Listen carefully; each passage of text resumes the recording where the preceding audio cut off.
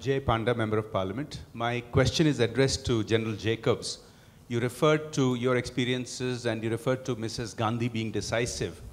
I have a query that in the decades since, with the growth of civil society and the growth of media, which has a great impact on governmental decisions, particularly in cracking down on insurgencies, it's not quite the same situation.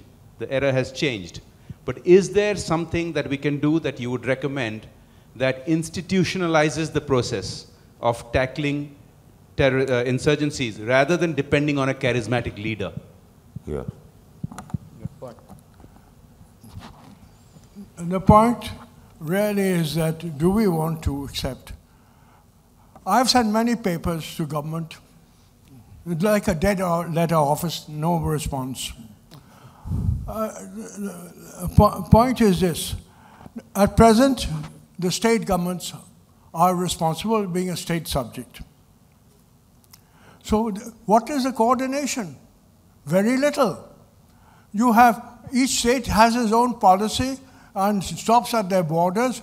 Unless you have a controlled coordination and controlled response, you will not succeed. And that is not there, nor will it ever be there because of politics. The states are paramount to get votes, so there will be, their views will be maintained and no centralized control. My name is Ved Marwa.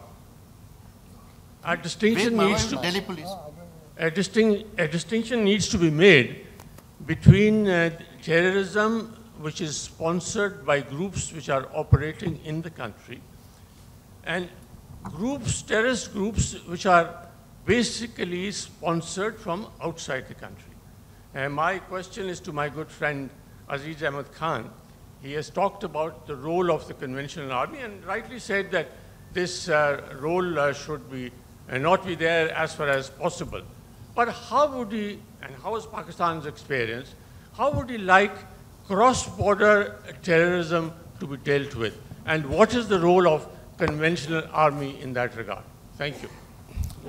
You see, I mentioned in my statement that if there is no coordinated action, when we are fighting insurgencies, and I talked about the experience that we have had, our conventional army has had in FATA areas, the basic factor is that because of the difficulty of terrain there and also lack of coordination from across the border with NATO forces and Afghan forces, the terrorists that the army tackles and fights, they have an opportunity to cross over. The areas are very difficult.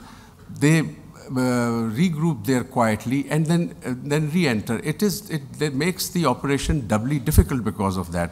But nonetheless, because of mobility and because of assessing a specific situation and how to handle it, the army has been able to manage to fight, and most of those areas have been cleared of the insurgents, but there are sporadic cases of odd groups still coming in and creating problems for the army, and that is something that will probably be a long time operation.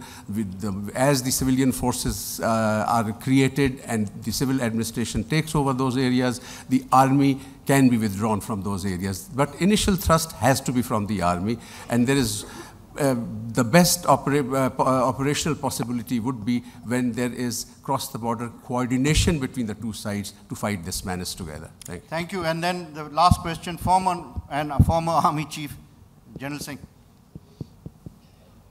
Thank you, MJ.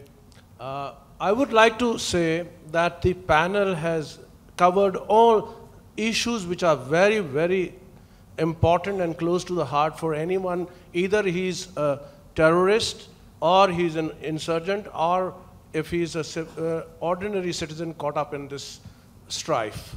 Let me mention, first is, simplicity is what we should look at. Dahshat is the word for terror. Jo dahshat gardi karta hai, he is a terrorist, and MJ Akbar brought it out, that once you are trying to put the fear into a mind of an innocent person, you are a dahshat gard. And I think our media should always classify anyone doing this as a terrorist, not a militant, not other very good names. They are terrorists. Second point I'm saying, General Jacob has covered very well that the conventional forces duly trained, reoriented, re-equipped, given the mobility, given the communications, can succeed against terrorism. We have succeeded in Mizoram, we have succeeded in Punjab, we have got the success stories, and we also are succeeding to a large extent in Northeast and Punjab, Northeast and J&K, where violence levels have dropped totally and they are talking. People are talking. Also, Ashim Chatterjee, Kaka, he covered very well towards the end that the terrorist ideology has changed.